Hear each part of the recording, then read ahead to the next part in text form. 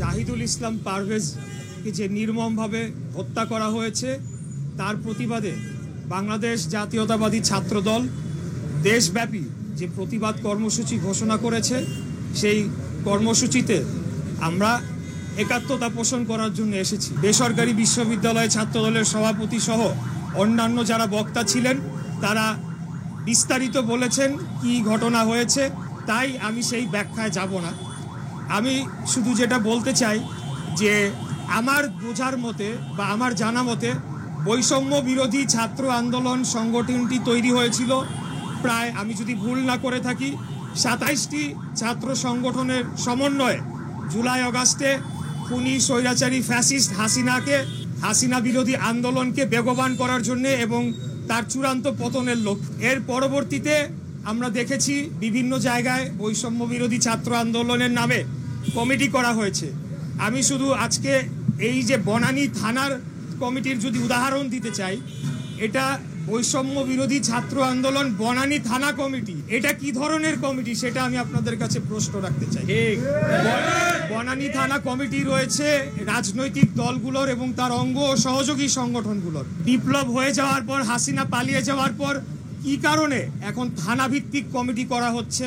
আমি এর আগেও অন্যান্য জায়গায় দেখেছি টার্মিনাল ভিত্তিক কমিটি করা হয়েছে, বিভিন্ন মার্কেট ভিত্তিক কমিটি করা হয়েছে।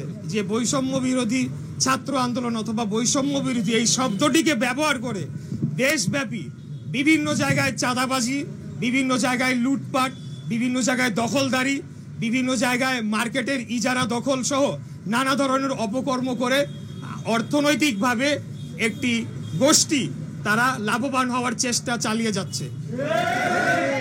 আজকে যে ঘটনাটি ঘটেছে এখানে স্পষ্টতই বোঝা যায় যে ছাত্র দলের উপরে একটি আক্রোশের বসে ছাত্রদলের মেধাবী ছাত্র তাকে এইভাবে বিনা ছোট একটি কারণে, এমন কোনো বড় কোনো বিষয় নয়, ছোট একটি কারণে তার উপরে শুধু হামলা করা হয় না, তাকে ছুরিকাঘাত করে তাকে হত্যা করা হয়েছে।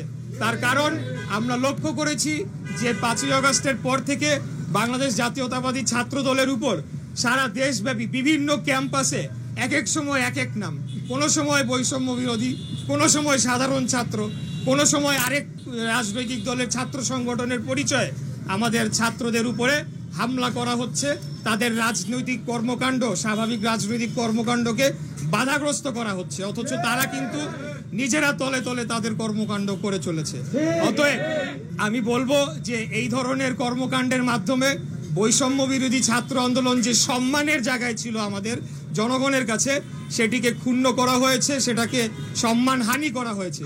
এবং আমি যেটা বুঝি এবং আমি যেটা বিশ্বাস করি, এই বৈষম্য বিরোধী ছাত্র আন্দোলনের সাথে যারাই যুক্ত ছিল হাসিনা বিরোধী আন্দোলনের সময়, তার 99% তারা সরে গিয়েছে। তারা যার যার শিক্ষা প্রতিষ্ঠানে তাদের শিক্ষার কার্যক্রমে তারা যোগদান করেছে। অতএব এখন কারা এই বৈষম্য বিরোধী ছাত্র আন্দোলন ব্যানারটিকে ব্যবহার করছে সেটা একটা প্রশ্নের সম্মুখীন হয়ে দাঁড়িয়েছে। বৈষম্য বিরোধী ছাত্র আন্দোলনের নেতৃবৃন্দ বলেছিলেন যে তারা রাজনৈতিক দল গঠন করার পর এই সংগঠনের আর কোনো প্রয়োজন থাকবে না। তাহলে কেন এখনো তাদের কর্মকাণ্ড রয়েছে?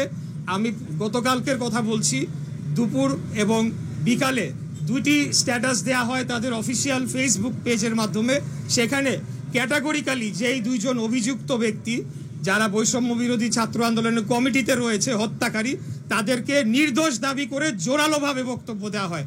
আবার রাতের বেলা আমরা দেখতে পেলাম যে বৈষম্য বিরোধী ছাত্র আন্দোলনের একজন মুখপাত্র তিনি বলছেন ভিডিও ফুটেজে স্পষ্ট বোঝা যাচ্ছে না, যারা দোষী তাদেরকে আইনের আওতায় নিয়ে আসা হোক। তাহলে কি কোনটা আমরা বিশ্বাস করব? প্রথমটা বিশ্বাস করব না দ্বিতীয়টা আমরা বিশ্বাস করব? আমরা বলতে চাই যে বাংলাদেশে আমরা হাসিনা পরবর্তী, ফ্যাসিবাদ পরবর্তী এই বাংলাদেশে আমরা সকলেই সহ অবস্থান করতে চাই। প্রত্যেকটি ক্যাম্পাসে সকলেই যারা রাজনৈতিক দলের সাথে যুক্ত রয়েছেন বা রাজনৈতিকভাবে সচেতন রয়েছেন তারা নিজ নিজভাবে তারা রাজনীতি করবে। এখানে সন্ত্রাসের কোনো ঠাঁই হবে না। আমি একটা গ্যাংয়ের নাম শুনতে পারলাম, আমি এখনই এখান থেকে বলছি, পুলিশ প্রশাসনের উদ্দেশ্যে বলতে চাই তারা যথেষ্ট ভালো কাজ করেছে, বেনসন গ্যাং। কিন্তু আমরা জানতে পেরেছি যেহেতু এই সরকারের মধ্যে বৈষম্য বিরোধী ছাত্র আন্দোলনের প্রতিনিধিরা রয়েছে, তারা চাপ প্রয়োগ করছে যাতে তাদেরকে গ্রেফতার না করা হয়। এই ধরনের কর্মকাণ্ড বাংলাদেশের জনগণ মেনে নেবে না। এই যে বেনসন গ্যাং না কি গ্যাং, আমরা মব কালচারে বিশ্বাস করি না। বাংলাদেশ জাতীয়তাবাদী দল এবং বাংলাদেশ জাতীয়তাবাদী ছাত্র দল আমরা গণতান্ত্রিক রাজনৈতিক পন্থায় বিশ্বাস করি, আমরা আইনের শাসনে বিশ্বাস করি। আমরা চাই দেশের প্রত্যেকটি স্তরে আইনের শাসন নিশ্চিত করা হোক। অতএব আইন শৃঙ্খলা রক্ষাকারী বাহিনীর দায়িত্ব এদেরকে খুঁজে বের করে আইনের আওতায় নিয়ে আসা।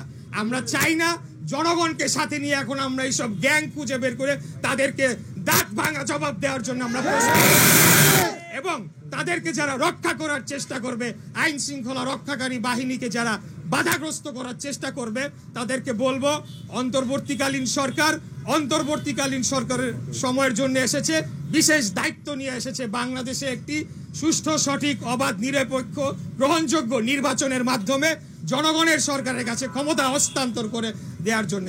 অতএব আপনারা যদি এখন কেউ আপনাদের মধ্য থেকে ক্ষমতার অপব্যবহার করে, সমস্ত সরকারকে এবং সমস্ত ছাত্র নেতৃবৃন্দকে দায়ভার নিতে হবে, তাদেরকে আইনের আওতায় তুলে দিতে হবে, না হলে বাংলাদেশের জনগণ আপনাদেরকেই এর জন্য দায়ী করবে। আমরা আলটিমেটাম দিতে চাই না, কিন্তু আমরা আলটিমেটাম দিচ্ছি। আগামী 48 ঘন্টার মধ্যে এই যে দুইজনকে এখনো ধরা হয় নাই, তারা বৈষম্য বিরোধী ছাত্র আন্দোলনের কমিটিতে পাওয়া গেছে, যদি না পাওয়া যায় তাহলে আমরা পরবর্তীতে আলাপ আলোচনার মাধ্যমে প্রয়োজন বোধে আরো কঠোর কর্মসূচি দিব ইনশাআল্লাহ।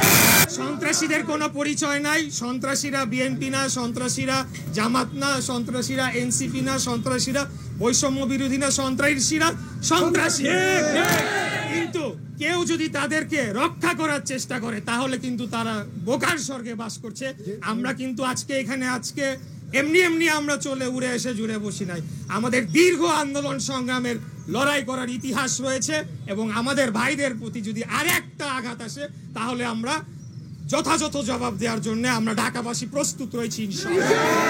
আমি আর বক্তব্য দীর্ঘায়িত করব না। আমার প্রিয় এখানে ছাত্র ভাইরা রয়েছে, আমি সবাইকে বলবো আপনারা নিরাপদ বোধ করেন, আপনারা ক্লাসে ফিরে যান এবং আপনারা যে কোনো ধরনের সন্ত্রাসী তৎপরতাকে আপনারা আইন শৃঙ্খলা বাহিনীর কাছে আপনারা সেটাকে রিপোর্ট করেন, তাদের হাতে তুলে দেন।